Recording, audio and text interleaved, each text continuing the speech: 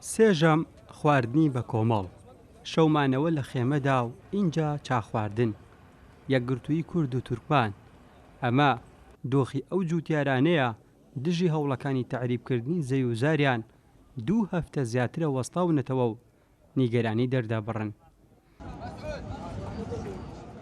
دوای تێپەڕبوونی 15 ڕۆژ نیگەرانی جوتیاران زیاتر بووە، چونکە وەک خۆیان دەڵێن لە ئاستی باڵای حکومەتی عێراق کەس گوێی بۆ داواکاریەکانیان نەگرتووە.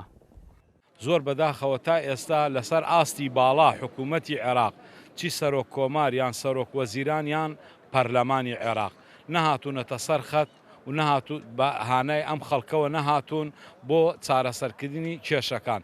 مافەکانی ئێمە ڕەوایە زەویزارەکانمان داگیر کردووە لە سەردەمی ڕژێمی بەعەز بە قەراراتی مەجلیسکیادە سەرۆ لە شوونی شیمال.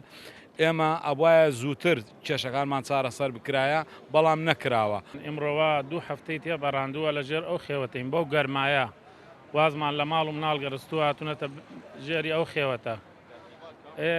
ئێمە ئەگە سەی ئەوە بکەی ئێمە داوای مافەکان خۆمانەکەین، یعنی هیچمان لە کەس ناوێت نە لە حکوومەت نە لە هیچ، بەس ئەو مافانی وا هین ئێمە هین جوتیارەکان هین کورد و تورکمان بۆمان بگەڕێنەوە. ئێمە دوایەوە گلەیەکمانە لە جەنابی محافظ ئیمڕۆوە بە 2 هەفتەیە ڕۆژانە 2 جا ئەچێتە محافظە و دێتەوە نابێ ئاوەڕێ بداتەوە لەم ملەتە. ئەی باشە ئێمە خەڵک کەرکووک نین.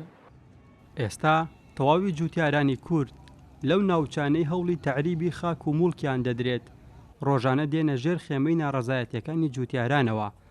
نوێنەری جوتیارانی ناوچەکان لە کۆنگرەیەکی ڕۆژنامەوانیدا دەڵێن گەر وەڵامی داواکاریەکانیان نەدرێتەوە بەم دۆخە ناوەستنەوە و فشاری زیاتر دروست دەکەن.